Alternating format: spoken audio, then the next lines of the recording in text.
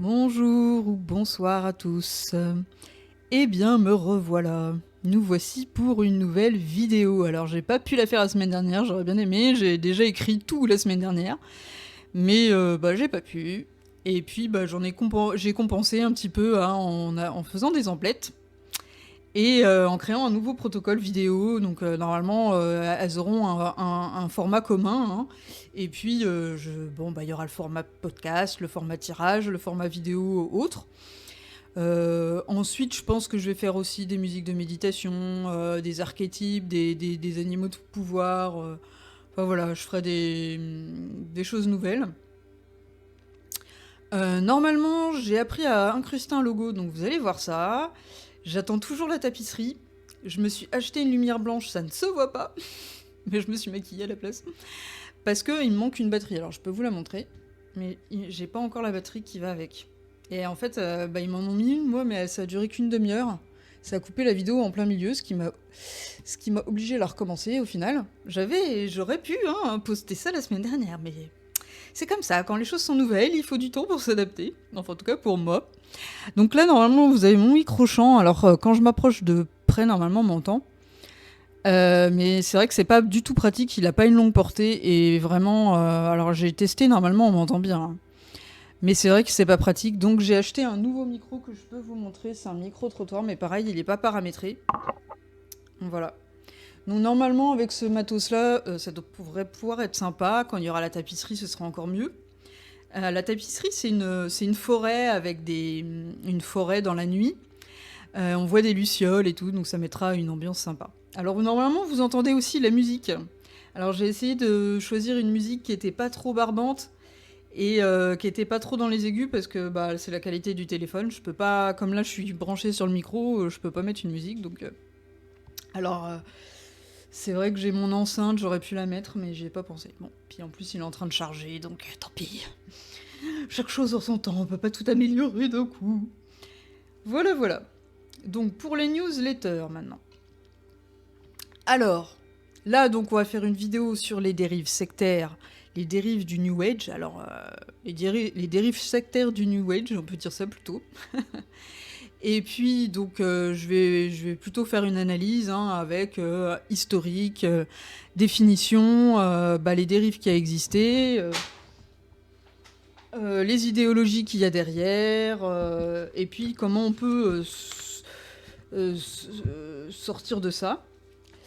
Après, je compte faire une vidéo sur l'ouverture d'esprit, comment faire face au manque d'ouverture, voilà. Dans les dialogues qu'on peut retrouver beaucoup sur Internet, dans les réseaux sociaux, on se retrouve souvent confronté à ça, donc je voulais faire une vidéo là-dessus. En podcast, le prochain, ça va être notre rapport à l'amour. C'est dans la continuité de quelque chose que j'avais fait il y a quelques années, où vous pouvez aller voir. Hein. Et puis, je vais en faire un autre aussi après sur un des aspects de l'autisme. Voilà. Et puis viendra sûrement des méditations, des analyses d'archétypes et d'animaux de pouvoir, voilà, des choses comme ça. Je pense avoir fait le tour. On va pouvoir commencer. Et puis oui, donc alors je fais une analyse et ensuite je vais faire mon parcours. Alors pourquoi c'est pas forcément que j'ai une vie mieux que les autres, c'est juste que j'ai plus d'espace par rapport à mes choix de vie. Je travaille pas, j'ai pas d'enfants, donc du coup j'ai l'espace pour travailler sur moi, apprendre à me connaître, à connaître mes limites. Mais j'ai une période de nuit à l'art de l'âme, j'ai une relation de lien sacré.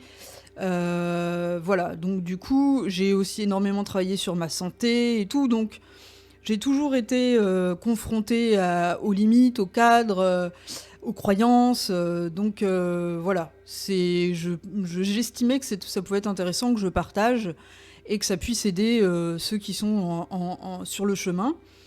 J'ai pas fini le chemin, bien évidemment, mais si ça peut je sais que c'est bien aussi de laisser les personnes faire leur propre chemin, mais ça peut montrer impossible. Voilà.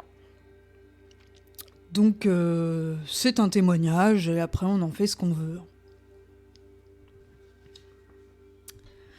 Alors, c'est un peu pour expliquer pourquoi j'en suis arrivée à faire cette analyse. Hein, c'est un autre moyen d'arriver aux mêmes conclusions, disons. Alors, pourquoi j'ai eu envie de faire une vidéo sur les dérives New Age? Alors, je sais plus exactement comment ça m'est venu, mais là, dernièrement, j'ai regardé les vidéos de Netflix là, sur Raël, et ça m'a donné d'autant plus envie. Hein. Alors, ce que j'ai bien apprécié, c'est qu'il y avait vraiment les avis de tout le monde, à la fois de ceux qui étaient pro-Raël et ceux qui étaient contre. Donc ça, c'est intéressant parce que c'était quand même... Ça se voulait un minimum neutre. Même si, bon, on sent vers quel côté ils sont. Netflix n'a pas prôné qu'ils sont pour la pédophilie et tout, c'est évident, mais au moins ils les ont laissé parler, je trouvais ça très bien. Et puis c'est vrai que bon, ils mettent pas des vidéos qu'on retrouve sur Gaïa ou sur Inexploré, mais ils mettent quand même des vidéos qui parlent un peu d'ésotérisme ou des théories. Je suis pas sûre qu'il y ait les théories des anciens astronautes, mais au moins ça parle extraterrestre, ça parle de méditation, enfin voilà. C'est quand même assez ouvert. Bon après, forcément, vu qu'il y a la concurrence, ils ont pas trop le choix, j'ai envie de dire. Mais du coup, vu que ça s'ouvre à un large public, c'est bien aussi que les erreurs qu'on a fait puissent servir à d'autres. Donc j'avais envie de parler de ça. Et puis c'est vrai qu'au fur et à mesure que j'écoute beaucoup d'émissions sur Nurea TV, sur d'autres chaînes du même type, y a des personnes qui font beaucoup de recherches, qui prennent beaucoup de temps pour faire le travail à notre place, de recherche de ressources, de sources, et comprendre d'où viennent nos idéologies, d'où viennent tous ces mouvements. Et en fait, on se rend compte que... j'enlève les boucles d'oreilles, j'arrive pas à les tenir, elles me pincent les oreilles, il faut que je trouve un moyen qu'elles s'accrochent mais sans me pincer. Désolée. Donc vous savez avec qui vous avez affaire, hein, donc je fais des apartés des fois. Mince, je suis désolée. Donc oui, c'est bien de savoir... il y a des gens qui ont fait ces travaux-là, et c'est vrai peut-être que c'est à force de faire la liste dans ma tête de certaines sources et de me dire « Ah ouais, ça vient de là, mais en fait, c'est une source qui est fausse. » Voilà, je me suis dit, finalement, il faut peut-être que je réfléchisse aux idéologies qu'il y a derrière ce que j'utilise. Faut peut-être que... Déjà, je suis quelqu'un qui fait attention par rapport aux croyances. Et je fais attention aussi, je prends du recul par rapport aux personnes en face de moi. Je pense aux gens qui sont dans la théorie du complot ou des choses comme ça. On en reparlera tout à l'heure, mais je vous expliquerai mon positionnement vis-à-vis de ça. Moi, je cherche toujours à garder une ouverture et une part de doute, parce que je pense que c'est très important, sinon on s'enferme facilement dans le biais cognitif, en fait. Donc voilà, c'est ça qui m'a motivée. Alors maintenant, l'histoire. Alors j'essaie de m'approcher un petit peu plus pour pas trop me défaire du micro. Donc, l'histoire. Alors, je pense... alors vous allez voir, je me suis beaucoup inspirée de ce qui est écrit sur Wikipédia, New Age, je m'en cache pas. J'ai rajouté des choses à moi, des choses qui viennent de Cyril de l'Arche du Savoir, je m'en cache pas non plus. Et puis des choses que j'ai vues dans telle et telle émission de Nurea TV, je m'en cache pas non plus. Alors, moi je fais un melting pot de tout ça, je fais un petit peu, pas lanceur d'alerte, mais deuxième lanceur d'alerte, quoi, si on veut. Je sais pas ce qu'on peut dire, je suis la deuxième coupe, comme pour pour la fumette. Donc voilà, du coup, ces informations-là, je les transmets, et puis voilà. Donc je me suis dit oui, d'où ça vient. C'est vrai que ça parle beaucoup d'ovnis, ça parle beaucoup de christianisme. Et qu'est-ce qu'il y avait à ces époques-là ? En 1950, que ce soit en Europe ou aux États-Unis, il y a eu une vague d'ovnis. Donc ça a fait se remettre en cause beaucoup de choses autour des croyances au niveau de l'humanité. Alors c'est pas énorme, parce que les gouvernements ont fait en sorte que, surtout si vous vous appuyez sur l'affaire Roswell, l'armée a beaucoup fait en sorte que cette affaire-là ne soit pas mise en avant au niveau des médias, et on cachait certaines choses. Il y a des choses qui ont disparu du jour au lendemain, et c'est classé secret défense. Donc Ça a permis d'éviter un changement radical au niveau de la prise de conscience, mais je pense que finalement ça a impacté quand même plus ou moins l'humanité parce que ça fait travailler un petit peu ce sentiment de vide qu'il y a derrière l'arrêt de la croyance du christianisme qui est en déclin depuis des années. Donc il y a ça, hein, l'influence des vagues d'OVNI des 1950-1970. On a la vague française, la vague belge, on a les vagues aux États-Unis. Donc il y a ça, il y a les mouvements hippies qui sont suite à une période de prospérité. Et puis il y a l'influence du néolibéralisme, de la mondialisation, qui fait que beaucoup de personnes aisées sont allées découvrir des spiritualités en Asie, en Amérique. Et face au vide du matérialisme, hein, le moyen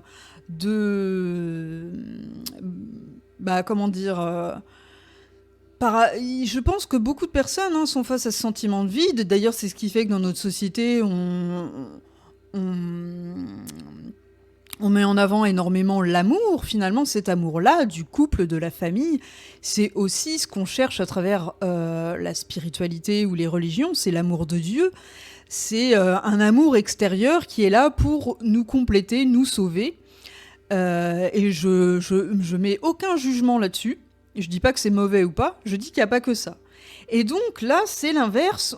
Face à ce vide, face aux remises en cause qu'on a fait par rapport aux dérives qui existent au niveau des religions, parce que finalement, Jésus, on ne sait pas trop qui il était vraiment.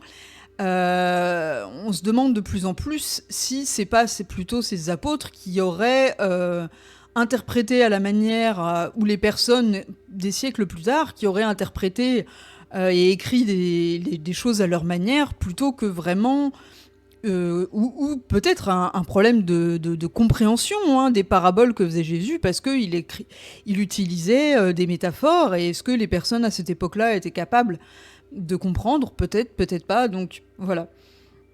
En tout cas, ils les ont utilisés. Alors, ça dépend des églises. Hein. Il y a des églises qui restaient pauvres et qui étaient je pense aux moines. Comment ils s'appellent, les moines qui étaient un peu plus pauvres. Ah, c'est sur le bout de la langue. Ceux dont faisait partie Padre Pio. Eux, c'était des moines qui vraiment restaient très humbles et puis ne vivaient pas sur le dos des gens, donc voilà, ils avaient une vie très plutôt communautaire. Et puis il y avait ceux qui étaient dans l'abondance, et c'est vrai que ça finit par se faire remettre en cause les religions. Puis les guerres de religion, forcément, c'est compliqué. Donc face à ce vide, parce que depuis un moment quand même, depuis que la science a commencé à avoir des avancées, et même si elle est un peu stagnante actuellement, eh bien il n'y a pas eu de renouvellement vis-à-vis de la foi. Donc le New Age, il est venu un petit peu compenser ça. Les gens sont allés prendre à droite à gauche au niveau des spiritualités. Et on a fait un syncrétisme de différentes croyances, surtout orientales. Ça vient énormément du bouddhisme, de l'hindouisme, du pranisme, du taoïsme, de plein de choses, vraiment. Et ça vient des théosophes, des écoles des mystères et tout ça. Alors là, c'est encore un peu différent, mais disons les théosophes. Et donc c'est vraiment un syncrétisme de philosophie orientale. Et c'est un moyen de mettre les idéologies de l'Occident avec les pratiques orientales. Donc tout ça, c'est pour faire face aux crises économiques, aux crises idéologiques. Et c'est une époque aussi où on a découvert les effets de certaines drogues. Donc ça va en parallèle avec certains rituels qu'on retrouve dans le chamanisme amérindien du Sud, avec l'ayahuasca, ou avec le tabac pour les Mayas, et le chocolat, je crois aussi, faisait partie des rituels. Et les Amérindiens du Nord, non, ils n'utilisent pas les plantes autant. Je crois que les chamans, par contre, en Mongolie et puis Mont Altaï, là, si, c'est la Sibérie, je crois, eh bien, eux, ils utilisent aussi des plantes. Donc, voilà, il y a ça, il y a le spiritisme aussi à l'époque. Donc, voilà, ça, c'est des choses qui ont influencé le New Age, hein. Tout ce qui va être channeling, tout ce qui va être médiumnité. Et puis, il y a toute cette effervescence autour de la psychologie, hein, avec Freud, Carl Jung, qui lui est plus proche de la spiritualité. Et puis il va y avoir aussi beaucoup d'études sociologiques, ethnologiques. Donc voilà, c'est une période où il y a énormément de nouvelles informations. On découvre plein de choses avec la mondialisation et donc ça augmente le taux de connaissance et c'est vrai que ça donne une impression de fouillis d'extérieur et de syncrétisme parce que finalement il y a tellement de choses qu'on s'y perd et on peut se disperser. Et puis avec l'arrivée d'Internet, forcément, bah là, il y a pléthore, quoi. Et puis c'est ça, hein, le monde de la consommation, on nous propose plein de choses et finalement, c'est vrai que un des dérives déjà, c'est bah, qu'on va, avec le développement personnel et l'individualisme, on va bricoler chacun à sa manière notre façon de penser et de croire. Et ça peut créer des séparations plutôt que des unifications finalement, parce que c'est peut-être aussi pour ça, hein, que certaines personnes arrivent à aller dans des sectes, c'est parce que bah, ça manque finalement de sentiment de communauté, hein, d'appartenance. Voilà. Alors pour parler d'une manière, hein, de déformer tout ce qui est oriental, il y a le yoga par exemple. Le yoga, quand on en parle, pour quelqu'un qui n'y connaît rien du tout, c'est une pratique. C'est une pratique pour faire en sorte que le corps aille mieux. Mais en fait, c'est une philosophie. Le yoga, ce n'est pas que des figures que l'on fait le matin et tout. Déjà, il y a des prières qui sont le matin et soir, il y a des respirations, il y a une philosophie, il y a une façon de manger avec l'ayurvédisme, il y a plein de choses. Et le yoga, à la base, ça veut pas du tout dire... c'est pas du tout le nom, par exemple, comme le qigong ou le karaté, c'est pas du tout ça. C'est pas un art. Donc, voilà. C'est pour montrer un petit peu, hein, les dérives possibles. Alors, il y a des termes aussi, hein. Il y a le terme de karma, qui est repris énormément, alors qu'à la base, ça vient du bouddhisme. Il y a plein d'autres choses comme ça. Donc, on parle des chakras aussi. Donc ça, c'est forcément les chakras. Ça vient pas du bouddhisme. Je crois que c'est, je crois que c'est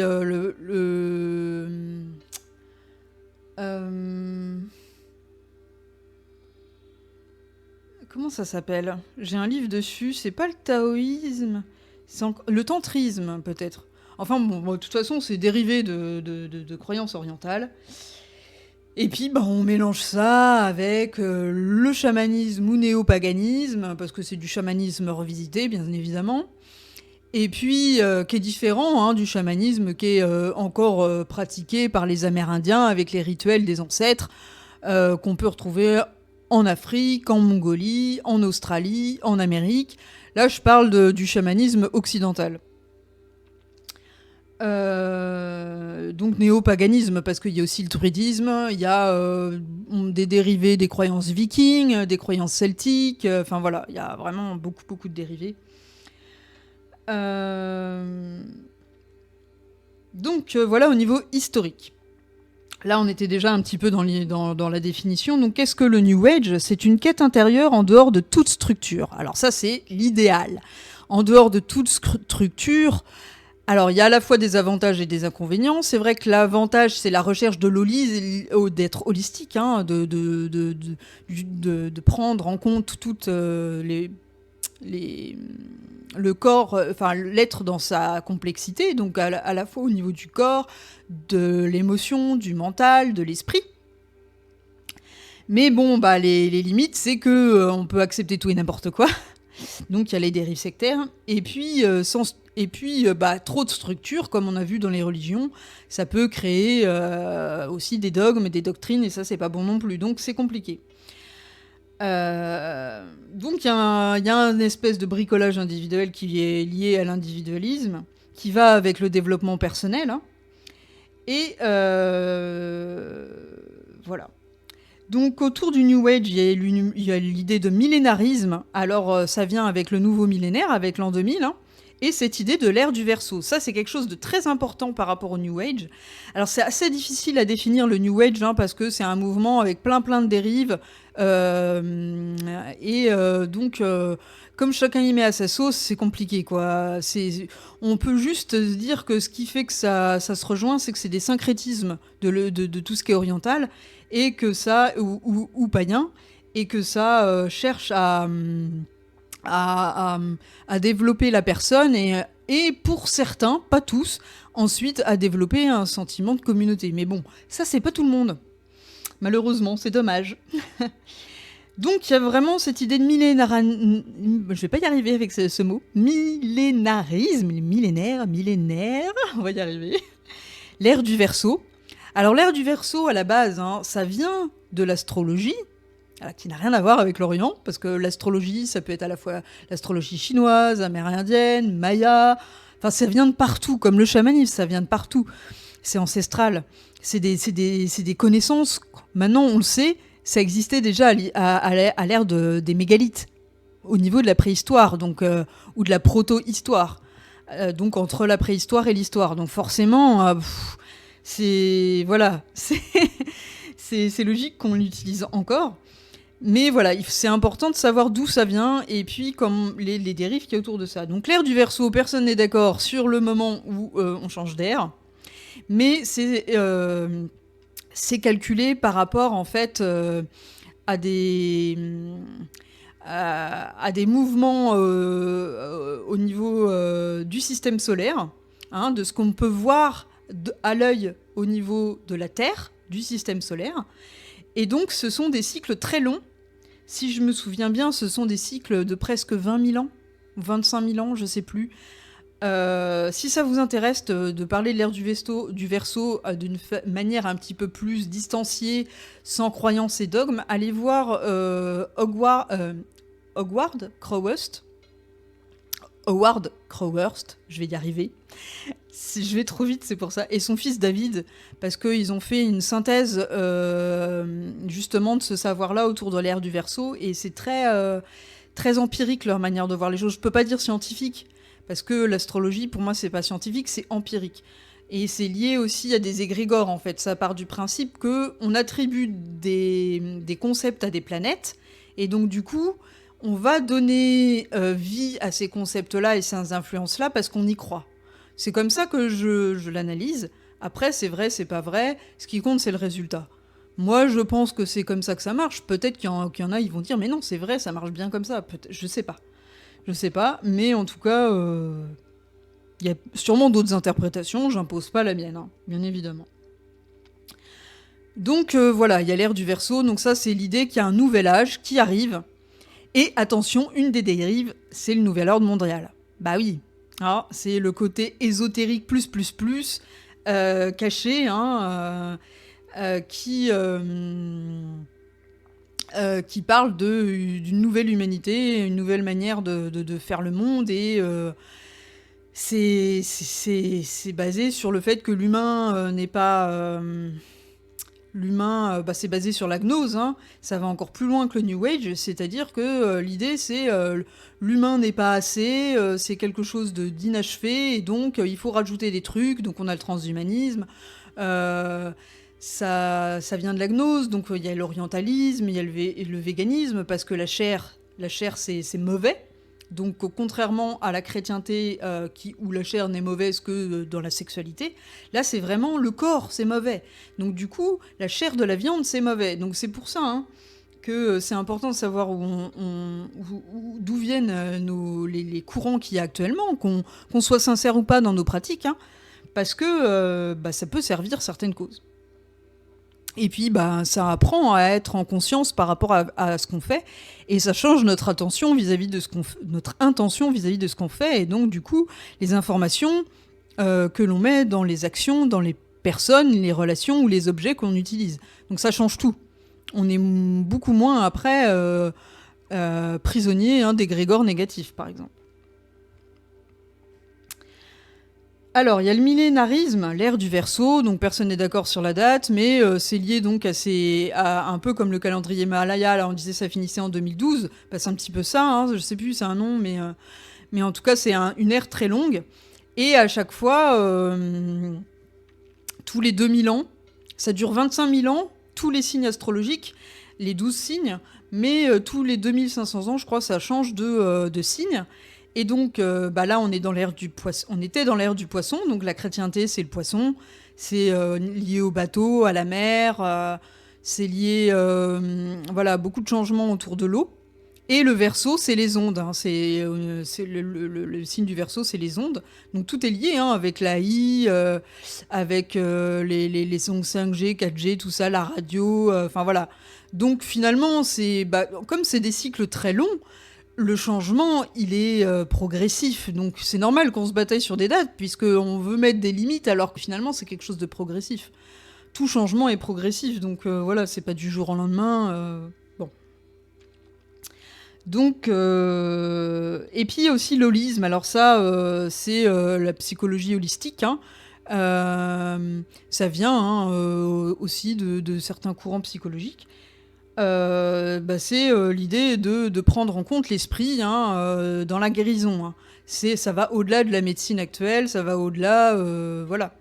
Hein, c'est une médecine holistique, c'est une médecine qui prend en compte autant les émotions, le psychisme, euh, la spiritualité et le corps. Donc ça fait un lien entre la psychosomatie, hein, et ça va avec tout ce qu'on a découvert autour du lien entre le corps et l'esprit et la capacité de l'esprit à créer la matière. Donc là, c'est un petit peu hein, le combat entre les matérialistes qui pensent que la matière gouverne sur le monde et ceux qui pensent que, un peu comme Freud, hein, le Freud, lui, il a écrit un livre qui s'appelle Totem et Tabou, et il va critiquer le totémisme, et après l'animisme, et puis toutes les spiritualités, parce que pour lui, il pense que l'esprit n'est pas souverain.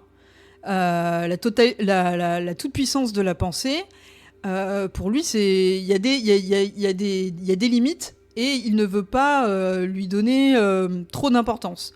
Donc il n'est pas dans le même délire que Carl Jung, qui lui est beaucoup plus à utiliser la puissance de la pensée et à intégrer ça avec la loi de l'attraction, la synchronicité, etc. D'ailleurs, c'est pour ça que dans le New Age, on a utilisé beaucoup de choses qui sont liées à Carl Jung, avec les archétypes, avec enfin voilà, tout ce que je viens de citer et qu'on connaît tous. Donc, qu'est-ce qui fait partie du New Age ? Il y a le channelisme, qui sont les dérivés du spiritisme, hein, qui existaient en Europe et aux États-Unis à partir du 19e siècle. Pardon. Nous, on a retrouvé ça chez Victor Hugo, on a retrouvé ça Jules Verne, tout ça. Bon, après, il y en a certains là-dedans qui font partie déjà de clans ésotériques, hein, qui sont liés à ce qui viendra le nouvel ordre mondial, c'est-à-dire les francs-maçons, c'est-à-dire les anciens templiers et tout ça. Donc, c'est pas rien.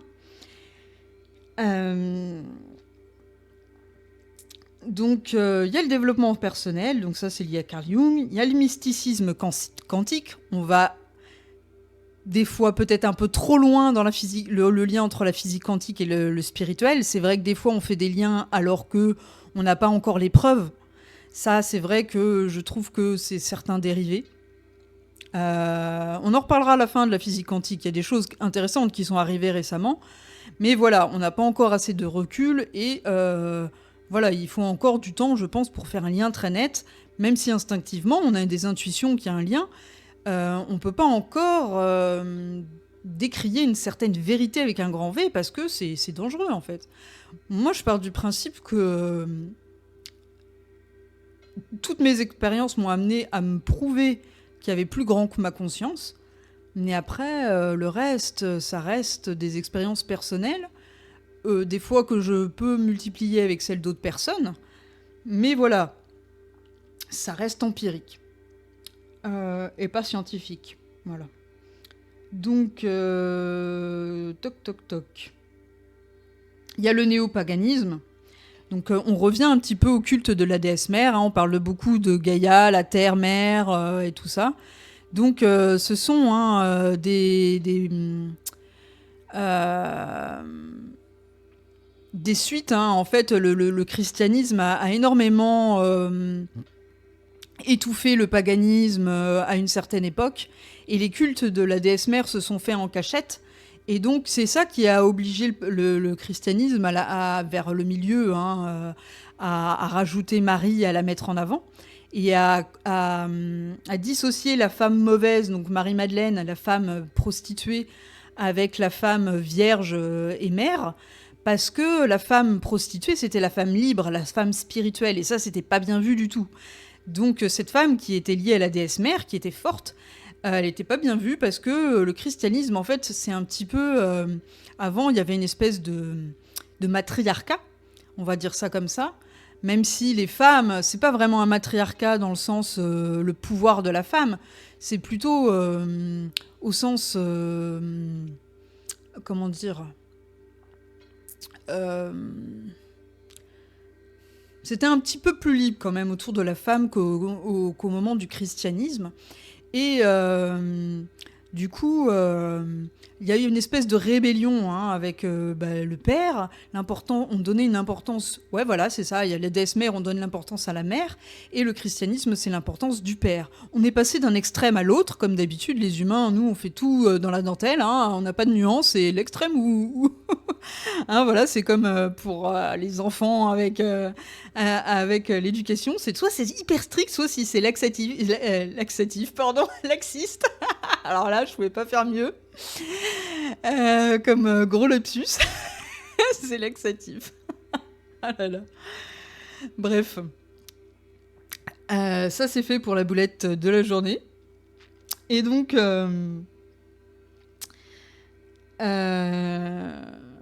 c'est vrai qu'on n'est jamais dans les nuances. Hein, et donc, il y a la chrétienté, la femme, elle en a pris cher. Et puis, c'est vrai que on le retrouve aussi dans tout ce qui est monothéiste, hein, que ce soit avec l'islam, que ce soit avec les juifs. Effectivement, s'il n'y a pas de polythéisme, la femme, elle a très peu de place. Donc, c'est peut-être aussi ce retour-là de la femme hein, qui est lié au néopaganisme et puis à l'influence de la gnose. Parce que voilà, dans tout ce que je dis là, si on connaît l'idéologie de la gnose, on peut comprendre l'influence qu'elle a derrière ça. Elle a ses intérêts complètement à ce que ça existe. Et c'est pour ça que Internet c'est pour ça que oui, les réseaux sociaux se développent et qu'Internet se développe bien et que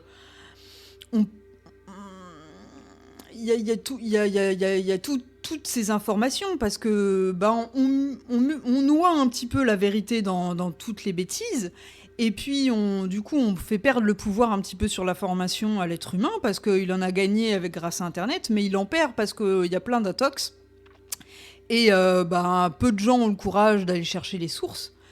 Et donc, ça peut créer beaucoup de dérives aussi. Donc, voilà. Mais il faut savoir que la plupart, le fond de tout ça, c'est lié à la gnose. Parce que la gnose, c'est en parallèle de la chrétienté. Et ça mélange la chrétienté avec le paganisme et l'orientalisme. Et donc, il y a du végétarisme parce que en Orient, il y a eu un courant végétarien, excusez-moi, mais aussi parce que la chair est mauvaise pour les gnostiques. Donc, c'est une pratique qui leur correspond. Et puis, il y a aussi l'idée, leur dieu, c'est Lucifer, mais Satan, hein, parce que Lucifer... il a plusieurs visages, et donc c'est le Baphomet. C'est un être qui n'est ni homme ni femme. Donc, malheureusement, les dérives chez eux, elles sont sataniques, elles sont magie noire, enfin, c'est vraiment très noir. Et il pourrait y avoir des bonnes idées à la base, mais ça a été mal utilisé, un peu comme beaucoup de choses, hein, d'ailleurs, dans tout ce qui est religieux, hein. Et, ou sectaire, ou spirituel, ou ésotérique, occultiste, bref. Et donc, les gnostiques, en plus, souvent, enfin, ouais. Il y a l'idée aussi comment on dit, d'androgynisme. Alors, ça veut pas dire qu'on n'a pas le droit d'être homosexuel, qu'on n'a pas le droit d'être transsexuel et tout, hein. C'est juste que ça remet peut-être en cause un peu cette recherche d'identité multiple, de mettre dans les cases à tout prix, parce qu'on est encore dans cette culture de la norme, alors que finalement, il n'y en a plus. Et au lieu d'accepter la différence, on va vouloir mettre des cases. Donc, c'est vraiment compliqué. Moi, j'ai essayé de définir mes attirances sexuelles et comment je me voyais au niveau genre. Waouh, ça prenait des tonnes de phrases, alors qu'en vrai, je suis juste moi-même, en fait. C'est juste que j'ai peut-être moins de barrières que d'autres, et pourtant, je suis pas alien ou je sais pas quoi, hein, je dirais pas toucher des enfants, je sais pas quoi, mais voilà, c'est juste... je me prends pas la tête, mais bon, après, il paraît que dans l'autisme, on est un peu plus ouvert, parce que nous, l'identité de genre, ça nous parle pas trop. Et c'est vrai que... j'ai jamais. Alors, c'est vrai que dans ma famille, mon père a une orientation sexuelle. Il n'est pas hétéro. Mais je suis quand même là. Et puis, moi, homme ou femme, je voyais pas trop la différence, à part au niveau de la procréation. Et donc, il y a tellement d'attributs masculins qu'on m'enlevait. Alors que moi, je comprenais pas pourquoi j'y avais pas le droit, parce que je pouvais le faire concrètement. On attribue énormément de force aux hommes, alors que la différence, elle n'est pas tant que ça. En fait, au niveau hormonal, on se rend compte qu'il y a des femmes qui peuvent avoir de la force et des hommes beaucoup moins. Et donc, moi, je comprenais pas cette grosse différence qu'on fait. Moi, on m'a pas empêché de faire certaines choses, alors que je savais que je pouvais le faire, quoi. Donc bon, c'est un peu frustrant, quoi. On n'a pas le choix, en fait. Que certains veuillent vivre en tant qu'homme ou femme avec tout ce qu'on y assimile, pourquoi pas, hein, mais bon... Et après, je dis ça, mais en même temps, je vois aussi les limites dans tout ce qui est trans... comment on appelle ça ? Non, parce que la transsexuelle, c'est autre chose que, comment on dit, les drag queens, par exemple. Parce que des fois, je trouve qu'il y a une hyper-féminisation. Et moi, ça me dérange un petit peu. Alors, je vais pas les juger. Je respecte complètement ce qu'ils font. C'est juste que ça me gêne, parce que c'est hyper féminin, et pour moi, la femme, c'est pas ça. Après, que ça leur plaise, eux, pourquoi pas, hein. Mais voilà, je garde un petit peu de distance vis-à-vis de ça, parce que ça me parle pas personnellement. Donc voilà, hein, là, je suis vraiment là pour parler des dérives, donc je vais pas parler des côtés positifs, même s'il y en a, bien sûr, hein. Je pense qu'il y a des choses très bonnes à prendre dans le New Age, très bonnes à prendre dans tout ce qui arrive aujourd'hui, parce qu'on est face à une certaine liberté d'expression, liberté de penser et d'agir, mais que c'est nouveau pour l'être humain, on n'a pas l'habitude, et du coup, on est maladroit, en fait, on est en pleine crise d'adolescence, et on sait pas trop quoi en faire, en fait, on s'est délivré un petit peu des religions. Et en fait, on s'est enfermé dans le capitalisme, le matérialisme, et puis on découvre un peu la spiritualité, et on a du mal finalement à savoir quoi en faire, parce que le libre arbitre, on a du mal à y arriver, hein. On a l'habitude que les choses viennent de l'extérieur, de se rassurer avec des personnes qui font les choses à notre place, à bien séparer les rôles, et donc à avoir des chefs. Ça vient du matriarcat, hein. Et donc, c'est compliqué. C'est compliqué. Il y avait des chefs bien avant tout ce qui était religion monothéiste, hein, bien avant le christianisme, bien avant les patriarches juifs. Il y avait des chefs bien avant, hein, même pendant le matriarcat, donc c'est pas nouveau.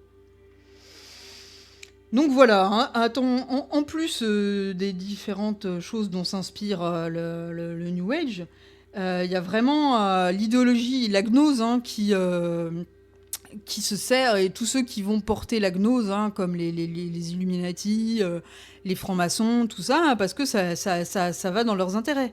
C'est lié à leur agenda gnostique et au fait qu'eux, ils ont envie de voir le nouvel ordre mondial se développer. Alors après, tout ça, c'est des choses que j'ai entendues, plusieurs fois par plusieurs personnes, et que j'ai un peu poussées. J'ai pas des preuves, hein, on n'a pas de preuves, personne n'a de preuves de ce nouvel ordre mondial, mis à part les fameuses stèles qui ont été cassés cette année, enfin non, l'année dernière en 2023, qui disaient qu'il fallait réduire une partie de l'humanité, tout ça. Mais à part ça, bon, il n'y a pas grand-chose sur le nouvel ordre mondial. Alors est-ce que c'est un autre... Est-ce que c'est... comment on appelle ça ça fait partie des théories du complot, peut-être, je sais pas du tout. Moi, je m'y intéresse de loin, hein, tout ça. Hein, c'est comme le vaccin. Moi, j'étais contre, pas parce que je pensais qu'il y avait des mauvaises choses dedans, parce que j'en ai aucune preuve, mais parce que j'aimais pas le côté liberticide. C'est plutôt ça qui me gênait. Donc, j'avais pas besoin d'autre chose, en fait, pour être contre. Et bon, si un jour on arrive à me prouver qu'il y avait des mauvaises choses dedans, d'ailleurs, c'est vrai qu'avec le recul, on se rend compte que bon, y a des personnes qui ont mal réagi au vaccin. Donc, avec le recul, il faudrait voir si ça valait le coup ou pas. Mais moi, je critique ni un côté ni un autre. J'ai pas été vaccinée essentiellement parce que moi, j'ai une maladie chronique et que c'est pas du tout adapté. Et que je pense qu'avec l'autisme, les vaccins, ils ont pas eu assez de recul et que les personnes autistes, elles ne réagissent pas pareil aux médicaments. Donc, pour moi, ça pouvait être dangereux, en fait, tout simplement. Mais voilà, je suis pas du tout dans les théories du complot. J'essaie vraiment de faire attention à ça et... les personnes, souvent, alors ça va faire partie de ma prochaine vidéo, mais j'ai envie d'en parler quand même. C'est tellement important pour moi, c'est qu'on croit souvent qu'on est libre, mais si on n'a pas fait le travail sur soi par rapport à ces ombres, qui on est, connaître nos besoins, nos limites et nos blessures, on est souvent pris dans des biais cognitifs et on n'est pas libre. Quand on parle avec certains vocabulaires du New Age, on n'est pas libre. C'est vrai qu'on critique parce qu'il y a chacun ont leur propre théorie et tout, mais au final, ils essayent de sortir de ce vocabulaire et finalement, c'est peut-être pas plus mal. Ils se les approprient et ça veut dire qu'ils ont réfléchi dessus. Donc voilà. Bon, je parle beaucoup, mais c'est un sujet qui me tient à cœur, j'avoue. Alors, je me demande si je vais pas faire 2 vidéos parce que là, je vois qu'il est déjà 40 minutes. J'ai pas fini et je voulais encore faire un témoignage sur mon parcours, donc... Je devais faire le podcast aujourd'hui parce que je l'ai écrit, mais je sais même pas si je vais le faire parce que là je sens que la vidéo elle va durer très longtemps. On va voir. Alors, bon, on a plus de la moitié, mais quand même, il y a déjà 40 minutes de passé. J'ai tellement de choses à dire. Bon, alors je vous ai bien quand même parlé de la gnose et du paganisme. J'espère que c'est bien compris, que derrière tout ça, il y a cette idéologie très forte, même si on n'en est pas conscient. Et il y a cette idée du... Par contre, il y a quelque chose qui fait partie du New Age, hein, c'est l'idée d'un divin en soi. Donc c'est vraiment la différence hein, avec la religion, c'est que le divin est en soi. Et avec le développement personnel, on va aller chercher du pouvoir en soi et on va sortir ah bah c'est l'extérieur qui me donne tout. On va chercher un certain libre arbitre. Mais on est encore dans des limites et des dérives parce que on n'a pas l'habitude d'être libre, finalement. Voilà. Donc je suis pas du tout contre les médiums, contre les channels, contre les chamans et tout ça, je le suis moi-même. J'ai ces capacités, c'est donc qu'ils sont développés. Mais attention à comment on s'en sert et puis à qui ça profite, hein, finalement.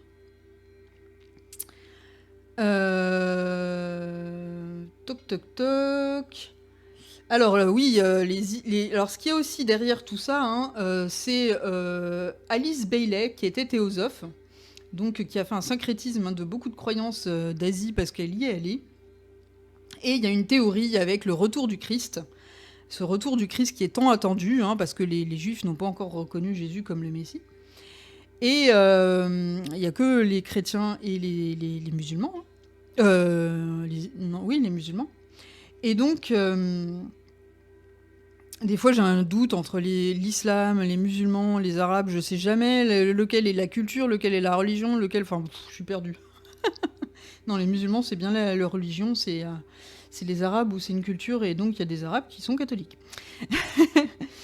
Alors, donc il y a cette idée de retour du Christ qui vient après l'antéchrist, le faux sauveur. Alors pour les gnostiques, c'est l'inverse. L'antéchrist est là, est d'une phase positive, et est un complément du Christ. Hein. Il y a le logos et le Christos, et donc du coup, bon, c'est compliqué. Hein. Et donc l'arrivée de l'antéchrist, c'est l'apocalypse, et donc dans les croyances primordiales, hein, l'apocalypse, on est dans l'ère de l'apocalypse, l'ère du Verseau, c'est l'apocalypse, donc il y en a beaucoup qui vont parler de ça, hein. Et il y a un faux sauveur. Alors, est-ce que c'est les extraterrestres? Est-ce que c'est les sectes? Est-ce que c'est le New Age? Est-ce que c'est ci ou ça? On n'en sait rien, mais il y a ce faux sauveur qui arrive avant le Christ ou autre. Hein, et voilà, donc on est dans ces attentes-là par rapport à plein de prophéties. Là, en 2024, et puis d'ailleurs, oui, il y a une autre chose qui m'a motivée, c'est l'article 4, hein, par rapport aux gens qui sont thérapeutes. C'est vrai que je voulais en parler de ça aussi, c'est que depuis qu'il y a la psychologie, alors la psychologie, il y a quand même, il faut un titre, hein, pour être psychologue, il y a un master avec 5 ans, et puis après tu as le titre, et ensuite tu peux faire un doctorat, mais tu as un titre au bout de 5 ans. Et donc après, tu as une éthique, et puis tu as des règles à suivre, un peu comme les médecins. Quand tu veux être thérapeute, t'as pas du tout ça. Il n'y a aucune règle, et donc ça amène des dérives. C'est ça qui est compliqué. Et c'est pour ça qu'il y a ce fameux article 4. Mais la limite de ça, c'est aussi que tout le monde peut passer pour un gourou ou une secte. Et ça, c'est compliqué, en fait, de trouver un équilibre là-dedans.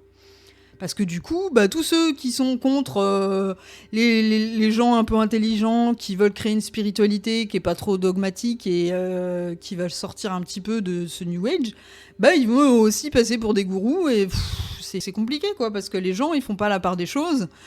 Et quand on voit ce qui se passe pour les momies de Nazca, parce qu'il y a des momies qui sont fake dans les momies, elles le sont toutes. Non, en fait. Prenez le temps de décortiquer les choses et de regarder les sources, de faire votre propre avis, plutôt que de suivre le courant. C'est fatigant, quoi. Donc, vraiment, c'est important d'aller regarder les idéologies, de regarder les sources par soi-même et de se faire un avis par soi-même. C'est hyper important. Voilà. Donc, bon, j'ai pas mal parlé des dérives. Alors maintenant, celle que j'ai constatée autour de l'enfant indigo. Il faut savoir que Lee Carroll, celui qui pour la première fois aux États-Unis, parce que souvent ça vient des États-Unis ou de l'Europe, hein, tous ces trucs-là, il y a eu des dérives sectaires autour des enfants indigos. Il y a beaucoup d'enfants ça s'est fait aussi avec Raël, hein. Il y a des enfants, la protection de l'enfance a mis des holà et des limites parce que il y a certains enfants qui étaient utilisés finalement. Comme ils sont pas encore en âge pour être libres de leurs pensées, enfin en tout cas c'est ce qu'on se constate au niveau psychologique, on les protège au niveau sexuel, on les protège au niveau des médias et de beaucoup de choses parce que voilà, et au niveau des croyances parce qu'on n'a pas envie qu'ils soient enfermés là-dedans. Donc il y a des enfants qui ont été utilisés au niveau des enfants indigos. Donc attention. Je dis pas que c'est pas intéressant comme idée, je dis juste, voilà. Il y a eu des limites à ce niveau-là. Il y en a énormément dans le New Age. Là, je vous en ai cité plein et qui sont pas des dérives sectaires. Hein. Et il y en a partout, des limites. Hein. Là, je vais regarder que les limites, bien évidemment. Mais c'est bien de le savoir parce qu'elles sont pas mises en avant, en fait. Alors, le pranisme, ça aussi, c'est très dangereux. Parce que c'est lié à un taux vibratoire que tout le monde n'a pas. C'est lié à une pratique que tout le monde ne fait pas. Et je pars du principe que les pratiques chamaniques, elles sont liées à des terres. Et ça, les Amérindiens vous le diront, les Africains vous le diront, les Mongoliens vous le diront. Les pratiques qui sont faites sur une terre ne sont pas à faire sur d'autres terres, parce que ça appartient à une culture, ça appartient à une énergie, ça appartient à certains règnes. Et selon le contexte, ça va pas réagir de la même manière. Et moi, je me suis rendu compte que mon tambour amérindien, il avait pas la même force au Canada qu'en France. Donc effectivement, ça n'a pas du tout le même impact. Et ça n'a pas du tout la même valeur aussi. Donc, des esprits qu'on va utiliser dans certaines cultures vont pas être bons dans les nôtres. Donc, pourquoi c'est dommage de ne pas utiliser nos propres cultures et la propre force des choses qu'il y a sur notre terre, en fait. Je trouve. Donc, j'ai peut-être tort là-dessus, je sais pas, mais bon... C'est une question que je me pose et c'est des choses que je remarque. Et donc le pranisme, ça peut être intéressant d'apprendre à manger plus équilibré, moins de viande pour moins faire souffrir certains animaux, parce que c'est vrai que au-delà de la souffrance animale qu'il y avait avant qu'on ait cette agriculture. C'est vrai qu'il y a l'agriculture actuelle qui fait souffrir les animaux. Enfin, on voit en Chine là, les vaches qui sont dans des espèces d'immeubles et tout, c'est une horreur. Enfin, vraiment, c'est horrible. Donc, mais bon, est-ce qu'il faut complètement arrêter la viande? Moi, comme je suis très liée à l'essence du chamanisme, j'ai pas forcément envie de choisir entre les consciences, entre les végétaux, les minéraux et les animaux. Pour moi, ils souffrent autant chacun, à leur manière. Donc ça, faire un choix, c'est compliqué. Mais j'essaye de varier et de minimiser. De prendre ce dont mon corps a besoin. Mais le pranisme, il y a beaucoup de gens, il y a des gens qui sont morts, il y a des gens qui sont pas en bonne santé parce que je pense qu'il faut des spécialistes et être dans un certain contexte. Je pense qu'il y a des pays qui sont déjà au niveau du climat, déjà au niveau des croyances. Il y a certaines pratiques qui sont liées à des croyances et puis des taux vibratoires. Je pense que tout le monde n'a pas la capacité excusez-moi. Il y a 1 heure de passé déjà, dis donc. Oui, il y a des choses. Je pense que tout le monde n'a pas. Je pense que éventuellement c'est possible de se nourrir avec de l'énergie solaire, mais on n'en est pas tous là, quoi. Je pense que ça demande peut-être l'état d'esprit d'un Jésus, mais qui a la capacité, le taux vibratoire de Jésus? Je pense que ça amène un petit peu trop d'ego. Il y a l'ego spirituel, et c'est vrai que c'est compliqué, quoi. Oui, on augmente nos taux vibratoires, mais il y a des limites, il y a des choses. Tout le monde, enfin, faut reconnaître que faut adapter ça à notre taux vibratoire. Certaines pratiques, on en est loin. Surtout les occidentaux, on est loin de ça. Enfin, la plupart des asiatiques, ils sont occidentalisés, mais les vieux, ils sont beaucoup dans tout ce qui est le hara, le ventre. Ils ont cette capacité quand même à être dans le moment présent, à avoir du recul et à... voilà, ils ont une manière d'être différente et accès à d'autres choses. Mais nous, on a du travail, on a beaucoup de chemin à faire par rapport à ça, parce que depuis qu'on est tout petit, on nous apprend à s'identifier à l'ego, au mental. Mais on est dans et on va rajouter des trucs comme ça. Bon. Donc voilà les dérives du pranisme. Alors il y a Zecharia Sitchin, pour ne citer que lui, mais il y en a plein d'autres, qui lui s'est fait passer pour un archéologue alors qu'il ne l'est pas. En fait, à la base, c'était un mec qui était dans l'immobilier, donc voilà. Et c'est lui qui est derrière l'idée des Anunnaki et de la 10e planète. Donc pour tous les adeptes de Nibiru ou des Anunnaki, mis à part ce qu'a écrit, comment il s'appelle, Anton Parks et sa femme, eh bien on se rend compte que Zecharia Sitchin, c'est un gros menteur et qu'il a écrit n'importe quoi. Ou alors peut-être qu'il a été inspiré, mais ça, on n'en sait rien. Je pense que ce que peut nous apprendre le New Age, c'est que l'humilité... c'est d'ailleurs ce qu'apprend Dieu au diable, c'est que l'humilité, c'est important. Parce que sinon, on arrive à des dérives. Et lui, il en manque un petit peu. Et donc, l'idée des Anunnaki, des reptiliens, tout ça, c'est lié à lui. Donc, bon... Il y a Plantard qui a écrit beaucoup de bobards aussi sur Rennes-le-Château. Alors, le coup des trésors et tout machin. Alors... il y en a tellement des théories Rennes-le-Château. On a Marie-Madeleine, on a les Templiers, on a le trésor des Mérovingiens, il y a tout et n'importe quoi. Et c'est un lieu fort. Alors on a les ovnis, on a droit à tout là-bas. De toute façon, le mont Bugarak, là, c'est un truc de fou. Et puis on a Raël avec ses Elohim qui sont nos créateurs. Raël, lui, il est carrément lié à la vague d'ovnis, aux hippies et du coup, voilà.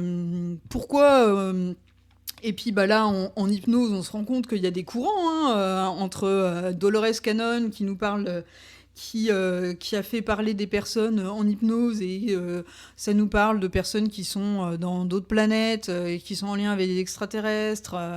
Et puis pareil, Calogero Grifasi qui nous parle de différents extraterrestres qui nous influenceraient et tout. On va voir les idéologies derrière tout ça. On se rend compte qu'il y en a certains qui parlent de libre arbitre, d'autres pas. qui parle de certains... et puis, qui a le Dolores Cannon, qui est très lié à la chrétienté, et puis Griffasi, qui est plus aussi au gnostisme, à certains aspects. Mais au final, derrière ça, il y a quand même du dogme, parce que pour avoir fait les formations, je les respecte. J'aime beaucoup les pratiques qu'ils ont créées. Je ne cache pas que je pratique ce qu'on m'a appris. Mais il y a eu un côté déjà très libéral que j'ai du mal à accepter. Et en plus de ça, à côté, une idéologie avec laquelle je suis pas toujours d'accord. Je trouve qu'on mettait trop l'accent sur les reptiliens, sur les interférences, et en fait on voyait tout négatif. Et moi, c'est pas ma vision du monde en fait. Je suis pas positiviste non plus, parce que ça c'est une dérive du New Age. Mais voir tout comme l'extérieur, tout extérieur comme quelque chose, comme un complot et comme quelque chose de négatif, j'ai pas envie de voir les choses comme ça en fait. C'est pas ma vision du monde. Moi justement, j'irais tendre à voir les choses comme tout est amour, et que l'ombre et la lumière sont complémentaires et que les ombres sont utiles. Donc du coup, je suis pas du tout dans ce délire, quoi. Donc forcément, je vais pas être en accord, mais je suis restée ouverte à eux. Ce qui n'a pas forcément été le cas de leur part. C'est dommage, mais voilà, je les respecte. Je dis juste ce que j'ai constaté à distance. Donc voilà, et puis il y a aussi tout ce truc autour des flammes jumelles. Alors ça vient de Platon, hein, avec les... comment on appelle ça ? Les parèdres. Voilà. Donc ces humains qui seraient faits l'un pour l'autre, qui seraient la moitié de l'un et de l'autre. Et donc tout le monde connaît cette histoire, enfin peut-être ceux qui ont commencé dans la spiritualité New Age. Il y a cette même âme qui se scinde en deux, et puis les deux, il y en a un qui représente le yin et le yang, et puis on cherche à se compléter, on a un travail à faire ensemble, parce qu'on est tellement différents qu'au début on a du mal à s'accepter. Il y a un travail sur l'ego, il y a des étapes, et petit à petit on va vers un amour, il y a une réunion. Alors ça peut être intéressant, hein, mais sauf qu'il y a des dérives très importantes, il y a plein de personnes qui se sont réappropriées les choses, il y a plein de limites à tout ça. Ça peut ressembler énormément à des relations toxiques. Il y a beaucoup de gens qui restent dans des relations toxiques parce qu'ils pensent avoir trouvé leur flamme jumelle. Et il y a énormément de gens qui pensent avoir leur flamme jumelle, alors que, en fait, c'est de l'ego. C'est vraiment pas cool. Les gens pensent que c'est génial, une relation de flamme jumelle. Si moi, ce que j'ai vécu, c'est ça, et j'en sais rien du tout, franchement, non. C'est difficile. C'est un travail difficile. C'est un travail sur soi-même, qu'on fait face à soi. C'est fatigant. Et je dis pas que je suis meilleure que quelqu'un ou pas, non.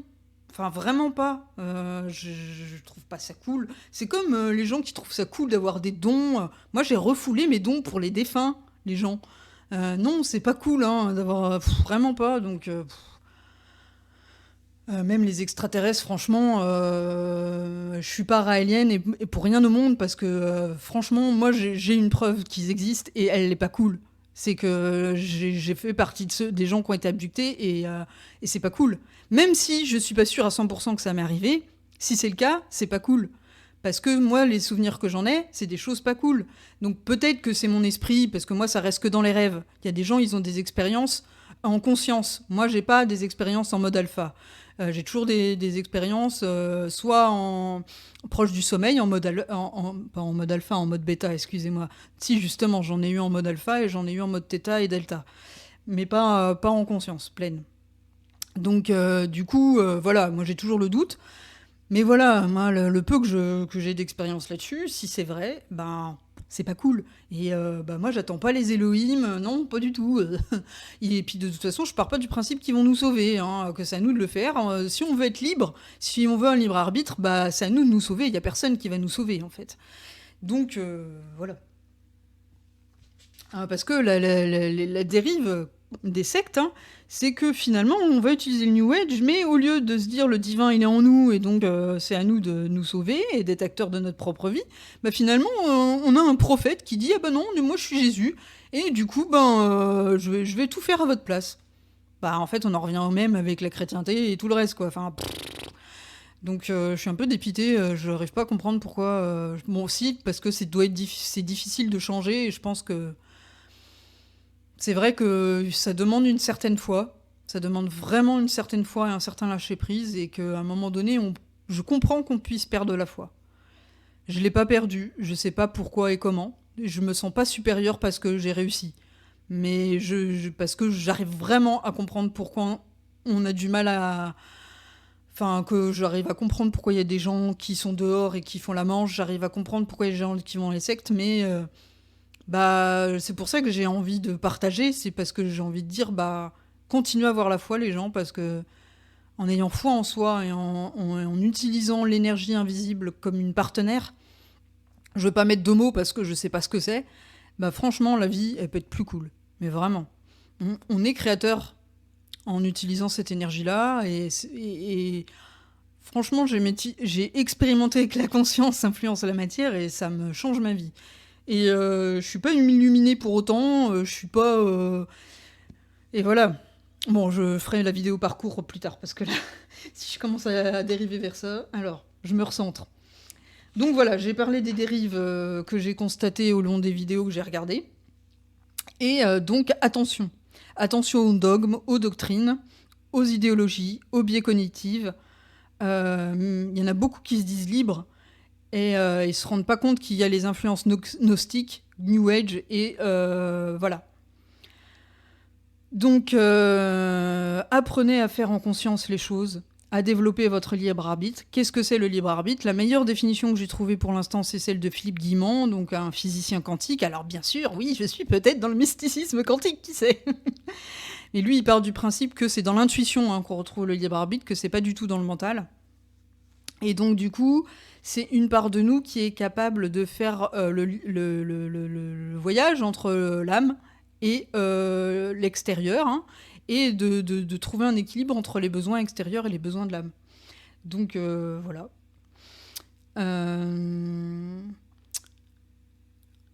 Alors ce qui explique aussi pourquoi les dérives marchent, hein, c'est parce qu'on a des charges mentales, et on remet la réflexion dans les mains d'autres personnes, parce que c'est difficile de changer, ça fait peur, il y a la peur de l'inconnu, et donc du coup ce sont d'autres qui pensent pour nous, et on va chercher la solution à l'extérieur. Et donc c'est ce qui fait que la religion, il y a eu des dérivés, c'est pour ça que les hiérarchies, il y a des dérivés. Et en plus de ça, actuellement, la vision... Avant, on avait le couple quand même comme soutien et comme aide. Là, le couple est en train de s'effondrer, le mariage s'effondre, puisque l'Église s'effondre. Donc toutes nos croyances, nos fondamentaux s'effondrent. En plus, on se rend compte des limites du capitalisme et tout, donc c'est compliqué. Il y a la crise économique. Donc là, on est dans un moment propice aux sectes, propice à remettre ses mains entre autres choses, et pas Et heureusement finalement qu'il y a eu un confinement, parce que les gens ont été face à eux-mêmes et se sont rendus compte de l'amplitude de l'importance d'avoir de l'espace et d'être souverain, parce que sinon, comme ils ont pas le temps, ils sont en mode survie, ils n'ont pas le temps d'avoir de l'espace pour réfléchir. Avec la charge mentale, les enfants et tout, c'est pas la peine, hein. C'est plus facile de dire amen au président et à d'autres, même si on n'est pas totalement d'accord avec eux, que de le faire soi-même, hein. C'est trop compliqué, hein. Donc, ça vient en réponse au vide, hein, qui est créé au niveau spirituel, parce ce vide qu'on éprouve au niveau amoureux, c'est l'amour qui existe dans l'invisible et auquel on n'est plus en contact, on n'est plus relié à la terre, on n'est plus relié aux éléments, on n'est plus relié à certaines capacités que l'on a, et donc on ressent ce vide.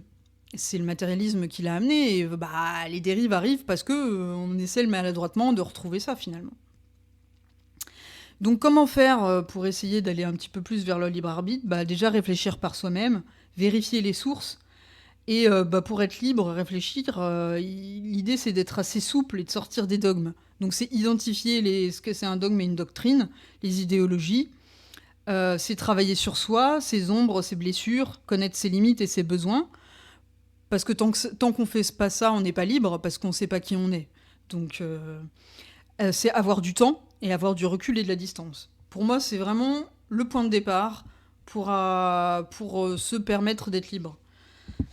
Sinon, bah on est toujours pris dans quelque chose. Qu'on le veuille ou pas, de toute façon, on voit les choses à la limite de notre conscience. Moi, bien sûr, je suis pas la dernière à qui ça arrive. C'est évident. L'idée, c'est de tendre vers plus de libre arbitre. C'est pas d'être parfait. Bah voilà, j'ai fini. Là, on est sur l'autre vidéo. Je vais vous faire une deuxième vidéo pour vous parler de mon parcours, parce que là, sinon, c'est trop compliqué. Alors, ça va reprendre un peu les mêmes idées, mais ça va être d'une autre manière, hein, donc ça va compléter. Là, c'était vraiment un historique, une définition, les dérives, et puis ensuite, bah, comment faire face à ça. Et oui, et puis aussi dire ce qui existe actuellement. Actuellement, au niveau spiritualité, il y a quand même des belles choses qui émergent. Déjà, il y a quand même des personnes qui sont pas dans des sectes et qui ont envie de créer des communautés autonomes, autogérées, donc ça c'est écologique, mais il y a aussi spirituel. Donc il y a Auroville, si on veut pas être communautaire, il y a aussi Damanur, des choses comme ça. C'est pas des sectes, pas de ce que je connais en tout cas. Et puis, il y a toutes ces personnes qui font des recherches sur la conscience, comme Romuald Le Terrier. Il y a Demian aussi qui fait des recherches sur la conscience.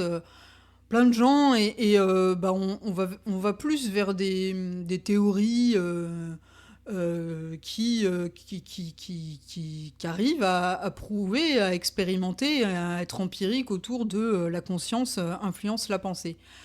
Et la matière. Mais bon, bah ça, c'est compliqué. Alors, il y a des scientifiques quand même qui s'y collent, hein. On a Jean-Pierre Petit, on a Philippe Guimand. Alors pareil, ces personnages, je les prends avec leurs défauts et leurs qualités. Philippe Guimand, il l'a reconnu lui-même, à un moment donné, il était dans les théories du complot. Il a reconnu que, bon, voilà, que c'était pas top.